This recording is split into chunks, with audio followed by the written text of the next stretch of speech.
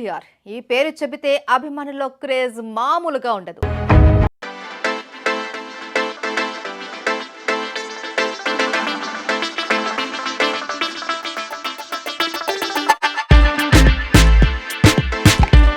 వారసుడిగా తాతకు తగ్గ మనవడిగా నట వారసత్వాన్ని పుణికిపుచ్చుకున్న ఎన్టీఆర్ తన అద్భుతమైన నటనా కౌశల్యంతో అంతర్జాతీయ స్థాయిలో గుర్తింపు పొందాడు.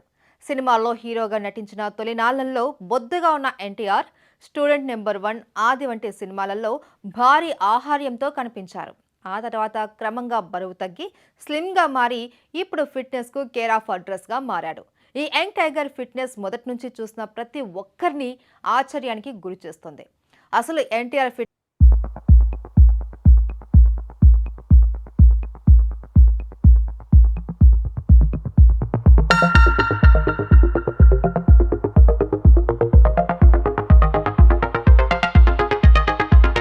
యమదొంగ మూవీ నాటికి స్లిమ్గా మారాడు.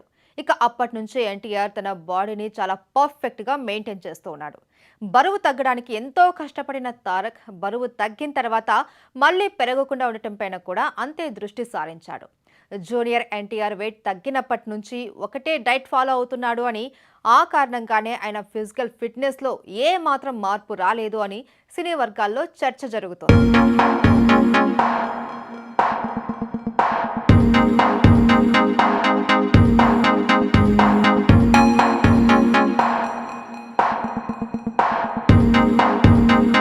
అసలు అతను ఏం తింటాడు, ఏం వర్కౌట్ చేస్తాడు అని చాలా మంది ఫ్యాన్స్ కు క్యూరియాసిటీ ఉంటుంది. ప్రతిరోజు ఎన్టీఆర్ ఉదయం లేవగానే యోగా లేదా వర్కౌట్ కనీసం 2 గంటల పాటు చేస్తాడు అని టాక్.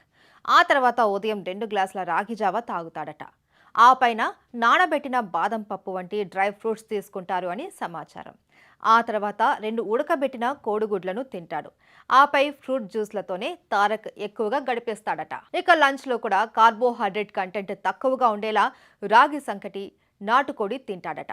రాత్రిపూట నానబెట్టిన మొలకలు వచ్చిన తృణధాన్యాలు తప్ప మరేమీ తినడు అని ఆయనతో క్లోజ్గా ఉన్న వాళ్ళు చెబుతారు. ఇక రోజంతా మధ్యలో ఎప్పుడు ఆకలిగా అనిపించినా కేవలం ఫ్రూట్ జ్యూస్లతోనే కడుపు నింపుకుంటాడు అని సమాచారం. ఆయిల్ ఎక్కువగా ఉండే ఆహారాలు, డీప్ ఫ్రైల జోలికి తారక్ అస్సలు వెళ్ళడట. అంత కఠినంగా డైట్, ఎక్సర్సైజ్లు చేస్తూ ఉన్నారు కాబట్టే ఎన్టీఆర్ అంత ఫిట్గా ఉన్నారు అని ఇండస్ట్రీలో టాక్.